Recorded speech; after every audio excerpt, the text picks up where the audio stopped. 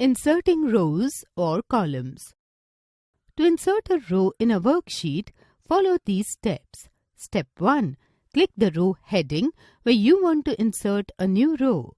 Step 2. Click on Insert command under the Cells group on the Home tab. Step 3.